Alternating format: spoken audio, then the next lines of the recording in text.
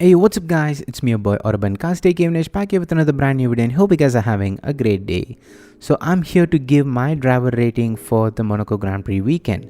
So without any further ado, let's get right into the video guys.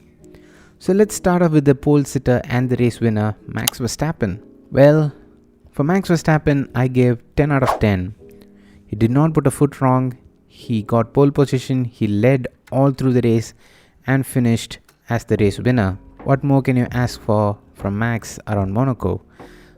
Even during the rain on the dry compound, he still managed to hold on to the lead, and it was a flawless performance from Max, so 10 on 10. For his teammate Sergio Perez though, well, he was great in the free practice sessions. He was right up there with Max, and I'm sure that if he hadn't made that mistake in qualifying, I'm sure that at worst case scenario he would have finished P2. So he definitely did miss out on a lot of points. That's gonna slam a huge dent on his championship campaign, and if he really wants to take the fight to Max for the title, he can't afford to make these kind of mistakes. So with that, and also adding that he had a lot of run-ins with some of the back markers trying to overtake them, having to pit too many times for a front wing change. I think he got 2 front wing changes in this race. So it was overall not a good weekend for Sergio Perez. Certainly coming off as the winner in 2022 around Monaco, having such a disastrous weekend is something for Sergio to forget. And considering that he was so close to Max in terms of points in the driver standing, now he has a huge gap that he has to close in on Max. So certainly the Monaco Grand Prix is a weekend for Sergio Perez to forget. And I would give Sergio Perez a 2 out of 10.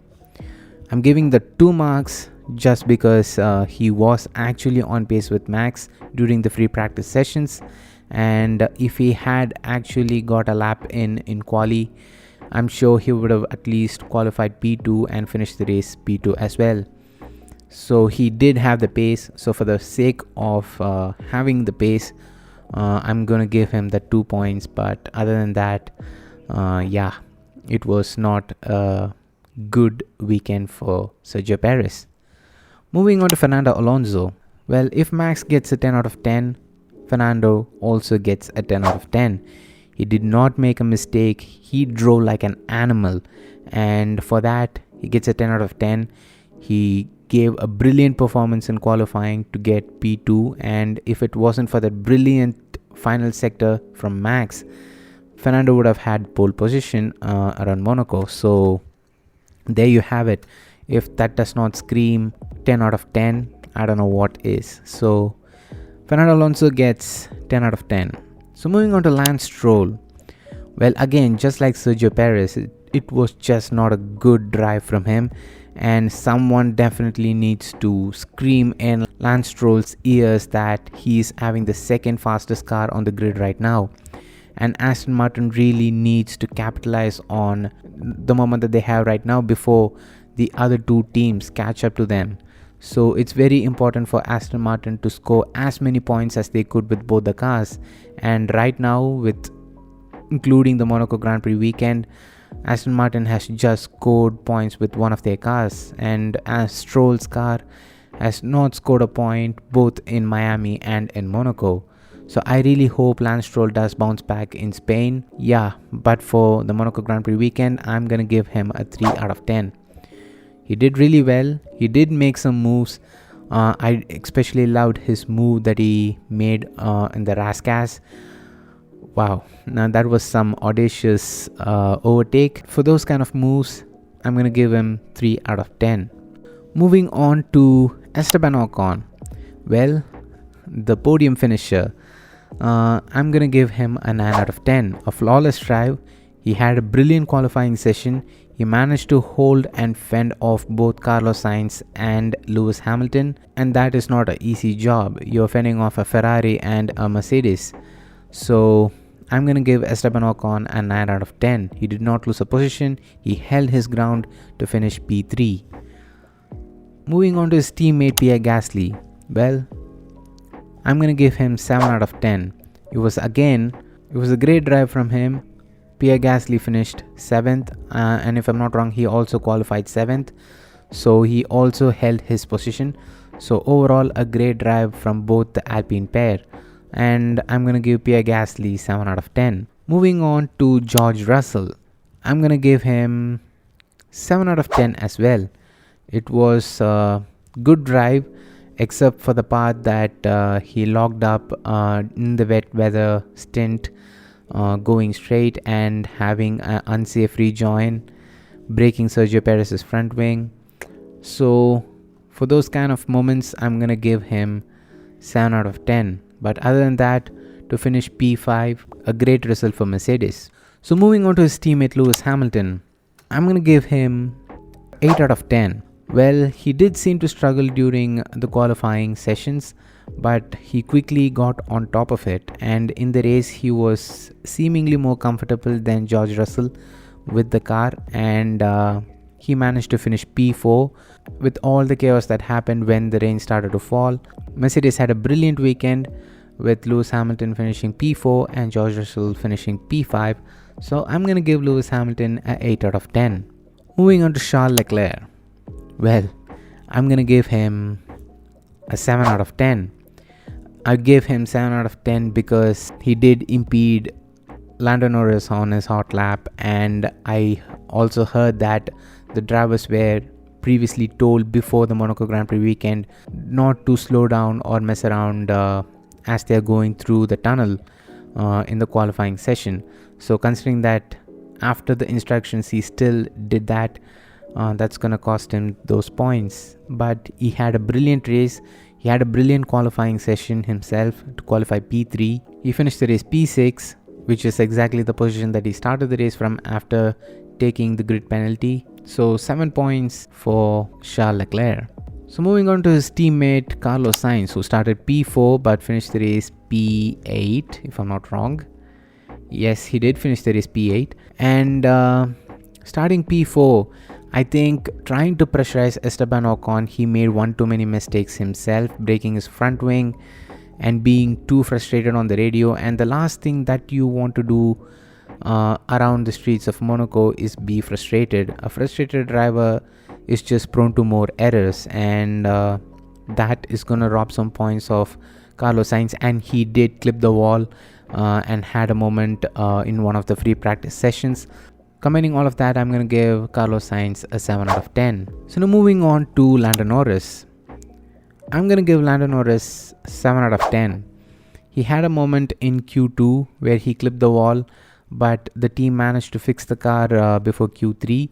And in his Q3 hot lap, he got impeded by Charles Leclerc, and he still managed to finish the race P9, which is a brilliant result for the team. So considering all of that, it was a decent weekend from Lando Norris. I don't think he could have done anything more than that.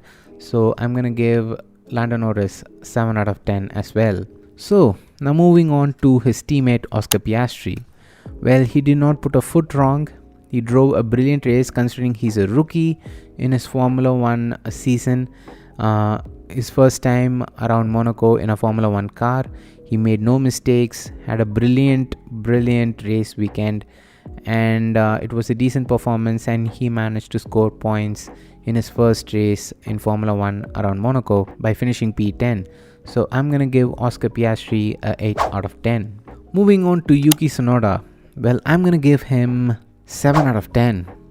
7 out of 10 because he did qualify P9, so technically he should have finished in the points, and he was in the points paying position all through the dry tire stint, and it was only during the rain when he lost position, when he locked up the tires and just losing handful of position to a lot of the cars that were chasing him from behind. So considering all of those circumstances, with that mistake, I'm gonna give Yuki Tsunoda a 6 out of 10. For his teammate Nick De Vries though, I'm gonna give him a 7 out of 10. Wait, let me explain. It's not the fact that he managed to finish higher than his teammate in the race. It is because he has made a step up in his one lap pace, and around Monaco, having a good qualifying session is more important than the race itself, because your race is pretty much decided with your qualifying position. So considering that he qualified P12 and finished the race P12, he held his position, and considering the kind of weekends that he had in the past, I was expecting him to really have a miserable weekend here around Monaco, but he proved me wrong. So for all of that, I'm going to give Nick De Vries a 7 out of 10. And even during the rain, he did not lock up and make mistake like his teammate Yuki Tsunoda did. So considering all of those circumstances, I'm going to give Nick De Vries a 7 out of 10. Moving on to Alex Albon, I'm going to give him 8 out of 10. A brilliant race from Alex Albon. He qualified well, he had a brilliant race. He qualified P13, finished the race P14, and genuinely speaking, I don't think he could have done anything more than that, considering that the Williams is not a car that is suitable for the Monaco track. It's gonna be a 8 out of 10 from Alex Albon. He did not make any mistake, he did not have any incident. Wait, I completely forgot the fact that he did crash in one of the free practice sessions at the exact same spot that Sergio Perez crashed in the qualifying session. So I'm actually going to make a change in his rating. I'm going to give him a 6. Should I give him a 6 out of 10 or 7 out of 10? Well, he had a brilliant qualifying. He had a brilliant race. Just for the mistake in a free practice session, do I really have to cut 2 points? Okay, I'm going to give him 7 out of 10. A slight correction, I'm going to give him 7 out of 10. And I'm going to rob that 1 point off just because he had a moment in the free practice session, breaking his rear suspension. So yeah, moving on to his teammate Logan Sargent. I'm going to give him 5 out of 10. He qualified well, P16, considering he's a rookie. His race just completely fell apart. He actually boxed, I think, twice during the dry tire stint before switching on to the intermediates when the rain hit, and he finished dead last again. So not a good weekend for Logan Sargent, but considering that he managed to keep the car off the wall is already a huge thumbs up. So I'm gonna give Logan Sargent a 5 out of 10 just for that. Moving on to Valtteri Bottas. Well, it's a brilliant performance from Valtteri. I think he did everything he could. He finished P11, just a place behind the final points paying position. So a flawless drive from Valtteri. He qualified well. He kept the car out of the wall, and I'm going to give him a 8 out of 10. To his teammate Zhou Guan Yu, I think he had a brilliant race himself, considering he qualified P19 and managed to finish the race P13. A huge progress he made in the race. So for that, I'm gonna give him a 8 out of 10. To Nico Hülkenberg though, I'm gonna give him 4 out of 10. Not a good qualifying from him, considering that his one lap pace has been the best compared to his teammate. He qualified P18 behind his teammate and did not go anywhere in the race to finish P17, just ahead of Logan Sargent. So overall, a weekend to forget for the Haas pairing actually. So I'm gonna give Nico Hülkenberg a 4 out of 10. But for Kevin Magnussen though, I'm gonna give him 6 out of 10. I think he had a brilliant race. He qualified P17. He managed to outqualify his teammate. In the race, he actually made a couple of positions.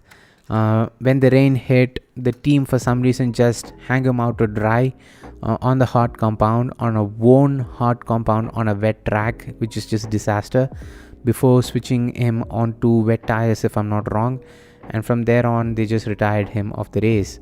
So yeah, overall I don't think there was any mistake from Kevin Magnussen necessarily. I think the mistake or the fault is really on the team side for leaving him out on the dry tire on a wet track. So yeah, I'm gonna give Kevin Magnussen a 6 out of 10. So yes guys, that would be my driver rating for the Monaco Grand Prix weekend. Let me know in the comments on what you thought of my rating, and let me know in the comments on what is your rating for the drivers. I'm excited to know. So with that being said, I would like to wrap up this video, guys. I hope you all enjoyed. If you did, make sure that thumbs up button and don't forget to subscribe to the Autobancast YouTube channel if you haven't already. And also hit that bell icon and turn on all notifications so you get notified whenever I upload a brand new video. It's me, your boy Autobancast aka Vinesh, and I'm out.